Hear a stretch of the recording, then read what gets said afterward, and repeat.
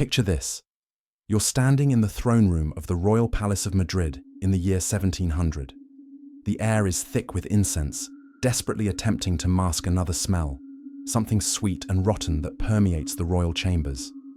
Before you sits Charles II, King of Spain, ruler of the most powerful empire on earth. He's 38 years old, but he looks ancient. His lower jaw juts out so far that his teeth don't meet. Saliva constantly drips from his mouth because he cannot close it properly.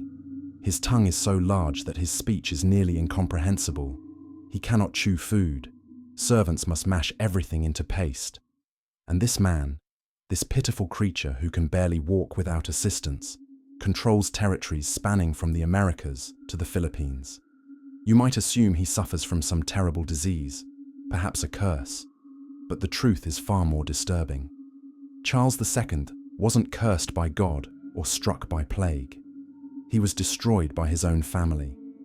Every deformity, every dysfunction, every agonizing day of his existence was the direct result of deliberate choices made by his ancestors, choices to keep their blood pure by marrying their own relatives, generation after generation, until they created a human being so genetically damaged that his body could barely function. What the Habsburgs did to Charles II represents one of the most disturbing acts of systematic human breeding in recorded history. And what makes it truly horrifying is that they knew exactly what they were doing. Before diving into these forgotten stories of survival and suffering, if you enjoy learning about the hidden truths of history, consider hitting that like button and subscribing for more content like this. And please comment below to let me know where you're listening from. I find it incredible that we're exploring these ancient stories together from different parts of the world, connected across time and space by our shared curiosity about the past.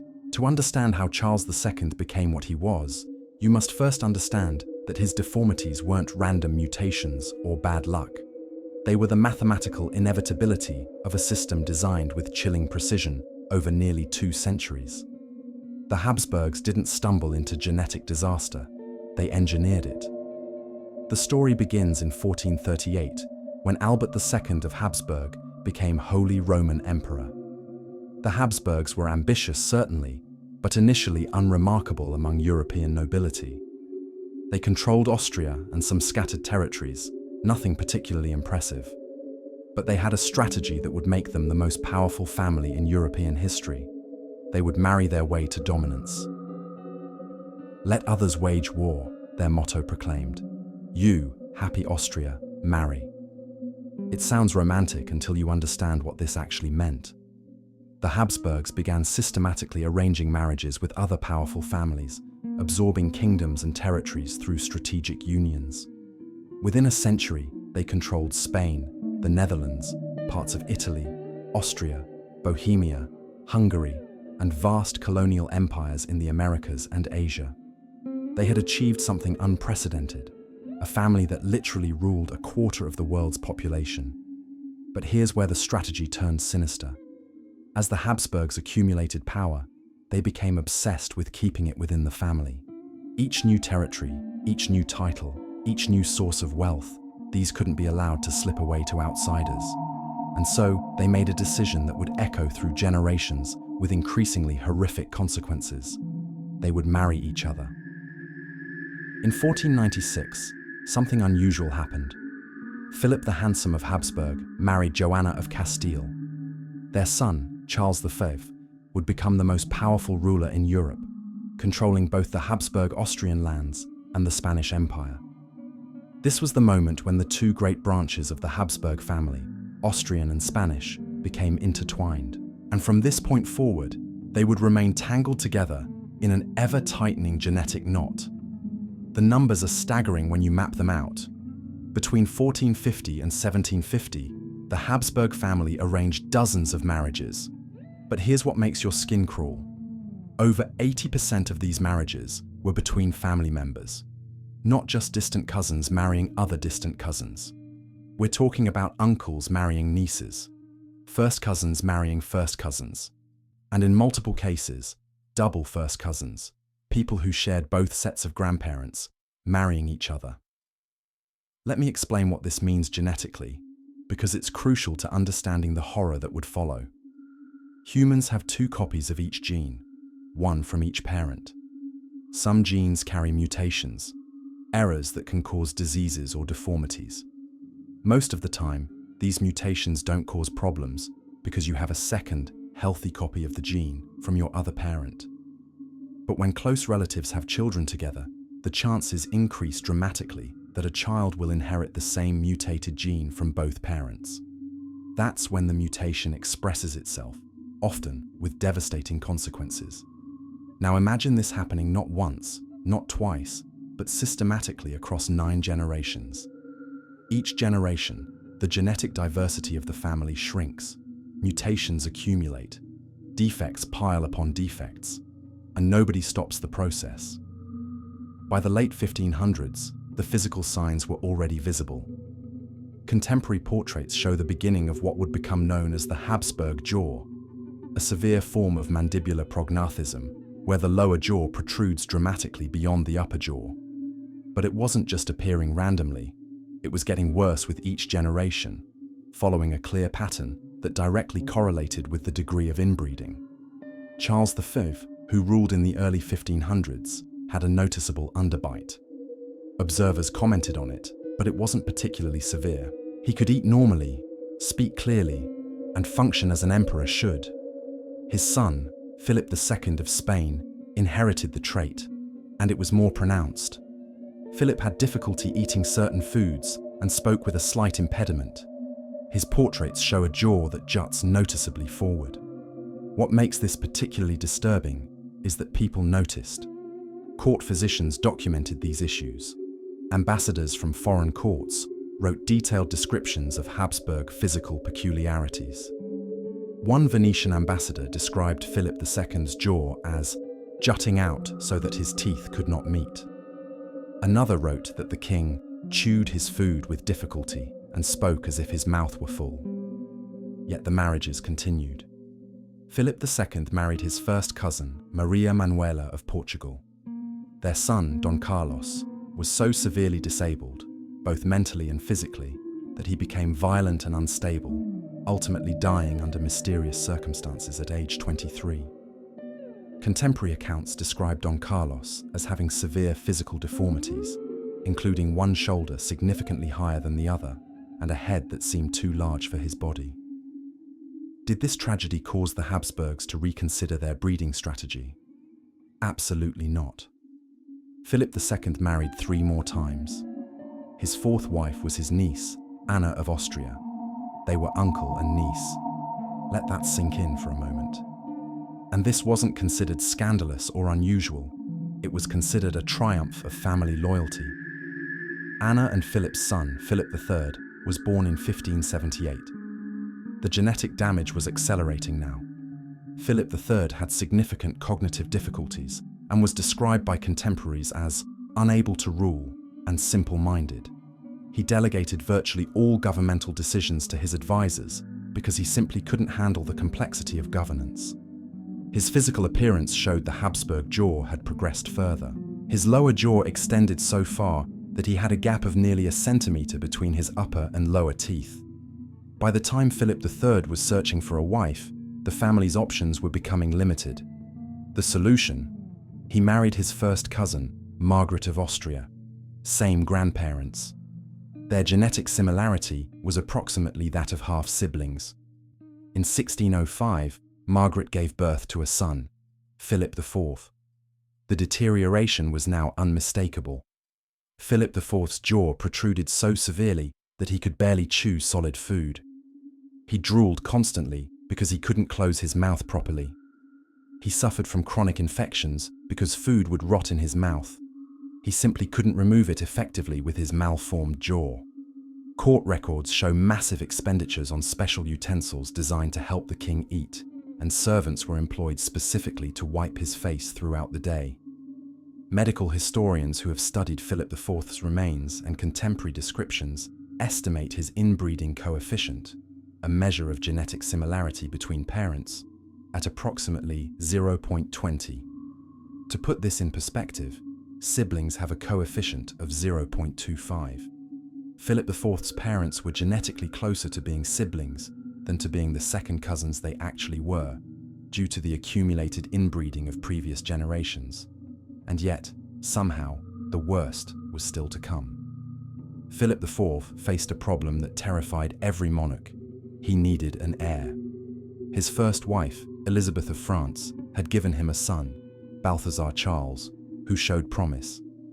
But Balthazar died at age 16 in 1646, and several other children died in infancy.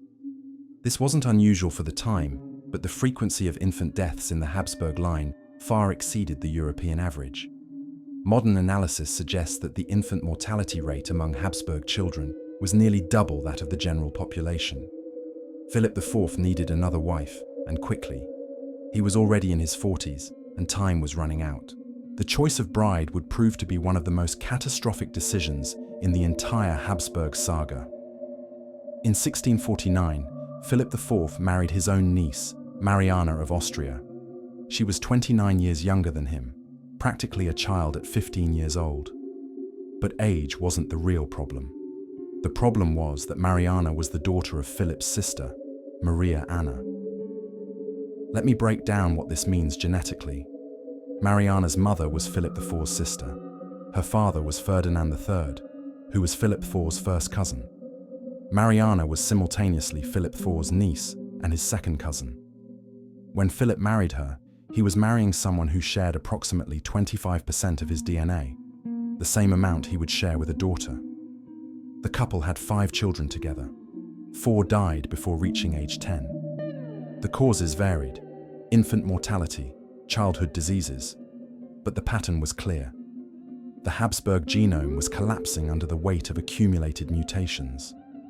Only one child survived past early childhood: Charles, born on November 6, 1661. And from the moment of his birth, it was obvious that something was catastrophically wrong. The court physicians who attended Charles II's birth wrote detailed reports, and these documents, preserved in Spanish archives, make for disturbing reading. The baby was described as small and weak, unable to nurse properly due to his malformed jaw.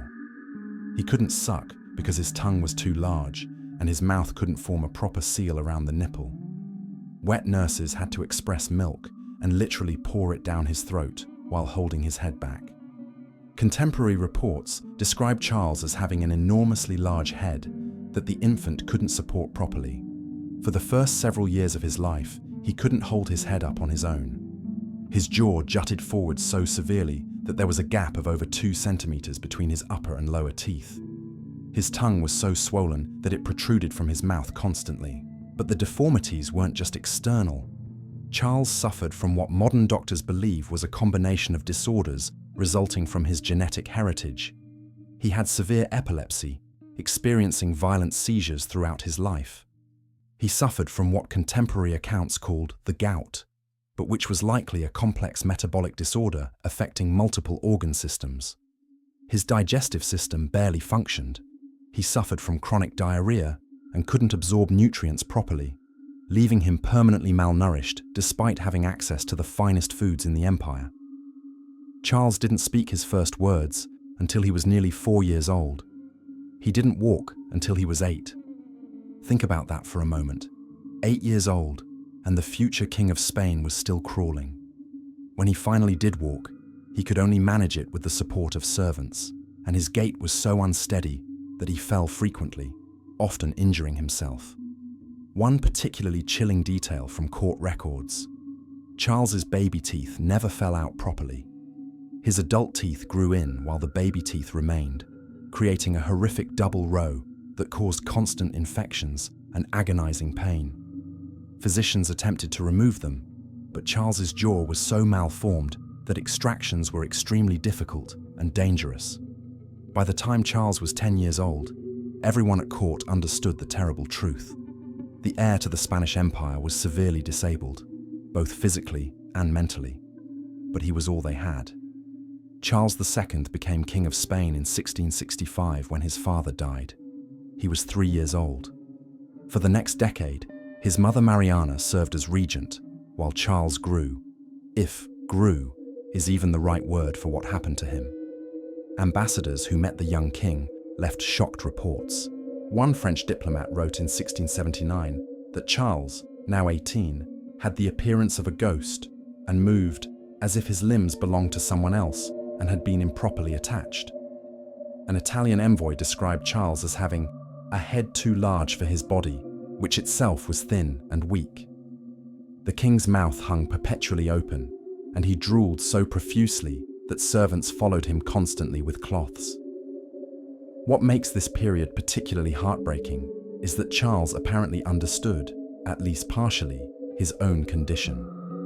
Multiple sources describe instances where the king would become frustrated at his inability to perform basic tasks that others found simple.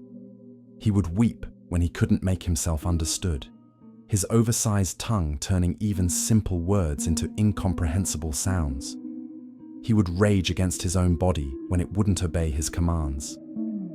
Charles's intellectual disabilities were severe but complex.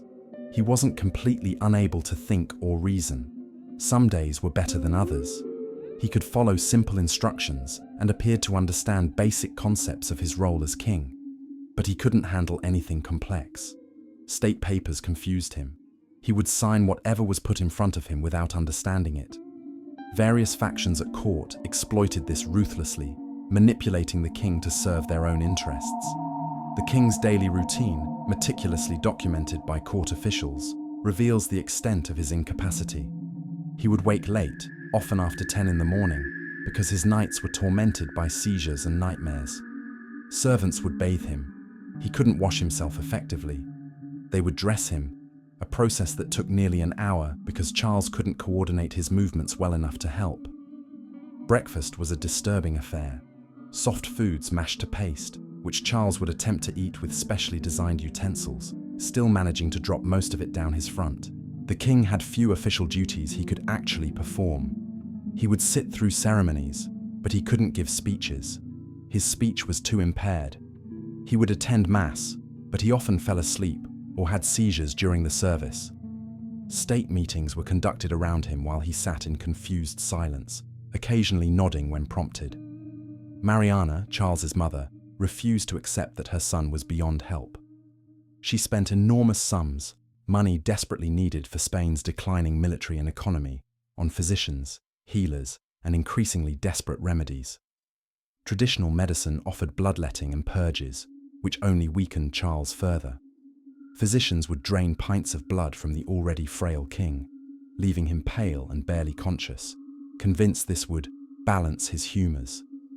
They would force him to ingest compounds of mercury and antimony, toxic substances that caused violent vomiting and diarrhea, further destroying his already compromised digestive system.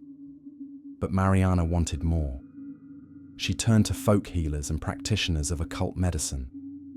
One particularly disturbing episode involved a healer who convinced the queen that Charles was possessed by demons. The solution, according to this charlatan, was exorcism. For weeks, priests performed violent exorcism rituals on the king, screaming prayers while Charles, who understood none of it, writhed in terror and confusion. Another healer proposed that Charles's afflictions could be cured by consuming the dried and powdered remains of Egyptian mummies. Actual human mummies were imported at enormous expense, ground into powder and mixed into Charles's food. When this predictably failed, another remedy was proposed. The king should drink human urine, specifically that of virgin boys. Court records document the recruitment of children for this purpose and payment to their families. Perhaps the most macabre remedy involved the corpse of a saint. In 1680, advisors convinced Mariana that Charles could be healed by sleeping next to the exhumed body of San Diego of Alcalá, a Franciscan friar who had died 200 years earlier. The saint's corpse was dug up and placed in the king's bed. Charles, now 19 years old, was forced to sleep next to a decomposing body for several nights. He developed a high fever and nearly died, but the practice was declared a success by those who promoted it because Charles survived. None of these treatments helped because they couldn't. Charles's problems weren't supernatural or environmental. They were genetic, coded into every cell of his body by generations of inbreeding. No amount of bloodletting or mummy powder or saintly corpses could rewrite his DNA. By the 1670s, Spanish officials faced a terrifying reality. Charles would never be capable of effectively ruling, but he was the king, and he needed to produce an heir. If he died without children, the Spanish Habsburg line would end, and their vast empire would likely be carved up by foreign powers. The solution was obvious, but deeply problematic. Charles needed to marry and produce children. In 1679, at age 18, Charles was married to Marie-Louise of Orléans, a French princess. She was beautiful, intelligent, and by all accounts horrified by her new husband. Letters she wrote to relatives in France describe her shock and disgust at Charles's appearance and condition. She wrote of his abominable breath, his constant drooling, and his inability to perform even simple conversation. The wedding night was a disaster. Charles was physically incapable of consummating the marriage. His various health problems, combined with what was likely severe hormonal imbalances caused by his genetic condition, meant he was essentially impotent. The court waited anxiously for news of a pregnancy that would never come. Marie-Louise tried, by all accounts, to be a dutiful wife. She spent time with Charles, attempted to help him with his daily struggles, and maintained the public appearance of a functioning marriage. But privately, she was miserable. Her letters describe a profound loneliness and a growing sense of despair. She was trapped in a foreign country, married to a man who could barely communicate, with no possibility of escape. After 10 years of marriage, Marie-Louise had not become pregnant. The Spanish court was desperate. Physicians examined both the king and queen, trying to determine the cause of the infertility. The conclusion was inevitable. The problem was with Charles. His body was too damaged, too broken by generations of inbreeding, to produce viable offspring. In 1689, Marie-Louise died suddenly at age 27. The official cause was listed as appendicitis, but rumors immediately circulated that she had been poisoned. Some speculated she took her own life to escape the nightmare of her marriage. Others suggested political rivals had eliminated her. The truth was never determined, but her death left Charles devastated. Despite his limitations, he had apparently grown attached to her, and her loss plunged him into a depression that lasted months. But Spain still needed an heir. Within a year, Charles was married again, this time to Maria Anna of Neuburg, a German princess. This marriage was even more dysfunctional than the first. Maria Anna was ambitious and manipulative, quickly recognizing that she could control the mentally limited king. She surrounded him with her own advisors and allies, essentially running the government while Charles sat on the throne as a puppet. The question of producing an heir became even more urgent. Charles was now in his late 20s, and his health was declining rapidly. The seizures were getting worse and more frequent. He suffered from chronic infections and fevers.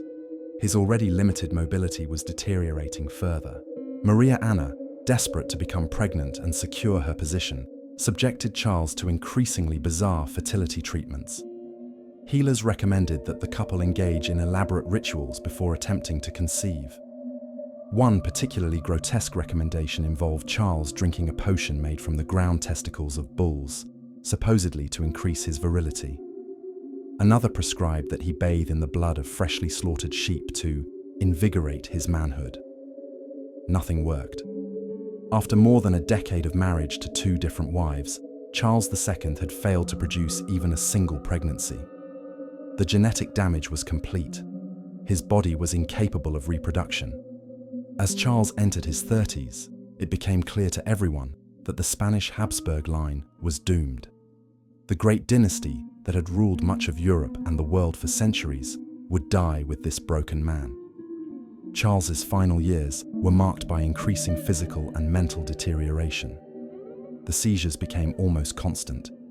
He developed painful ulcers throughout his digestive system. His legs swelled grotesquely from edema, making even assisted walking impossible. He spent most of his time in bed or slumped in a specially designed chair, barely conscious. But perhaps the most tragic aspect of Charles's final years was his awareness of his own condition. On his better days, when his mind was clearer, he would ask questions that revealed a heartbreaking understanding of his situation. He asked courtiers why God had made him this way. He wondered aloud if he was being punished for his family's sins. He expressed fear about what would happen to Spain after his death. In 1700, as Charles lay dying at age 38, the courts of Europe were already preparing for war.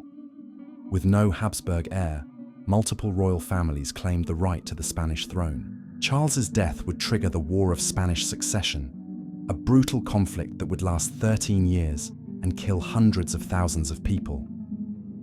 Charles died on November 1st, 1700. His autopsy report, preserved in Spanish archives, is one of the most shocking medical documents in history. The physicians who examined his body found a level of internal damage almost unprecedented in medical literature. His heart was described as the size of a peppercorn. His lungs were corroded. His intestines were putrefied. One kidney had completely disintegrated. His head was filled with water. His testicles were completely black. The physicians concluded that it was miraculous Charles had lived as long as he did.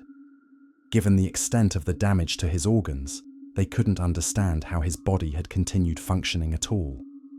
Modern genetic analysis has provided answers that the physicians of 1700 couldn't have known.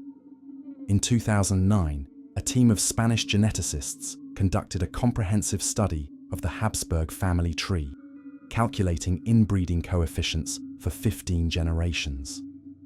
Their findings were published in a major scientific journal and caused a sensation in both academic and popular media. The researchers found that Charles II had an inbreeding coefficient of 0.254. That's higher than the coefficient for a child produced by a brother and sister. In other words, Charles II was more inbred than if his parents had been full siblings. This was the result of 9 generations of systematic inbreeding, where mutations accumulated with each generation, creating a genetic catastrophe.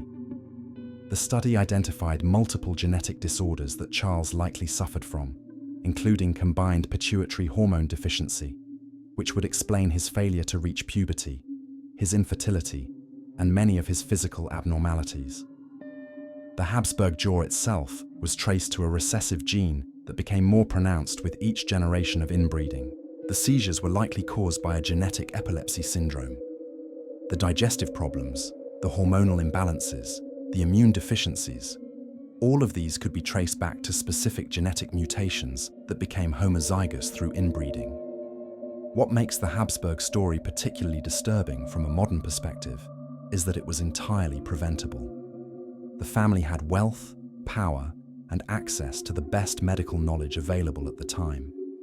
They could see the physical deterioration happening across generations. They had multiple opportunities to introduce new genetic material into the family line by marrying outside their immediate relatives. But they made a conscious choice not to. The preservation of power and the keeping of wealth within the family was more important than the health and well-being of their children. Each generation of Habsburg rulers looked at the suffering of their offspring and decided that it was an acceptable price to pay for maintaining control of their empire. The irony is that their strategy ultimately failed completely. By trying to keep everything within the family, they destroyed the family entirely. The Spanish Habsburg line ended with Charles II. The empire they had worked so hard to preserve was immediately torn apart by rival claimants and foreign powers. Within a few decades, Spain would decline from being the world's superpower to a second-rate European power. The Habsburg jaw became a symbol, immortalized in hundreds of portraits that hang in museums across Europe. When you visit the Prado Museum in Madrid today, you can walk through gallery after gallery of Habsburg portraits, watching the jaw become more pronounced with each generation, a visible record of genetic collapse playing out across centuries on canvas.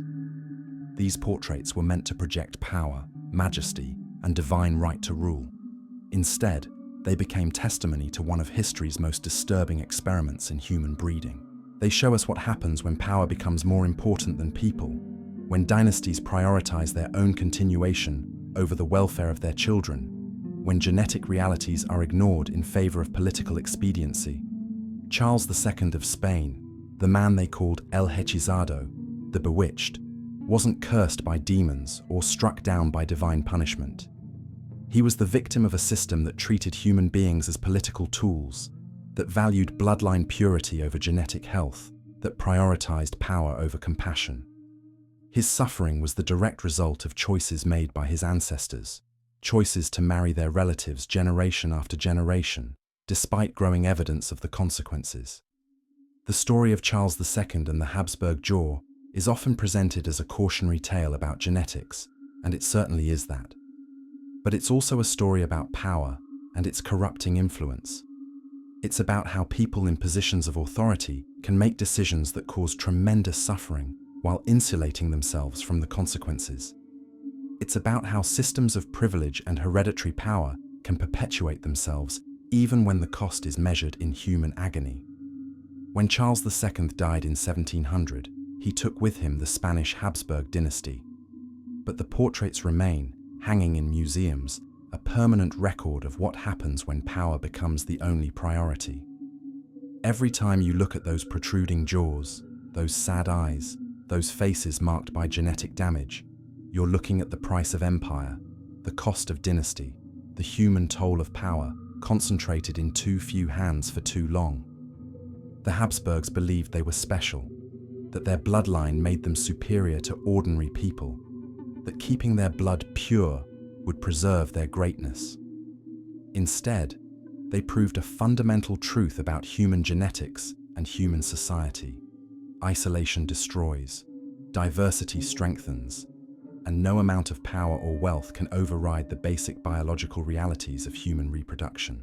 Charles II of Spain lived 38 years of suffering because his great-great-great-great-great-grandparents decided that power was more important than the health of their descendants. His life is a reminder that the decisions we make today can echo through generations, that the systems we create can trap and damage people who haven't even been born yet, and that sometimes the greatest crimes are committed not through single acts of violence, but through the slow, systematic prioritization of power over humanity. When you look back at the life of Charles II, it almost feels unreal, doesn't it?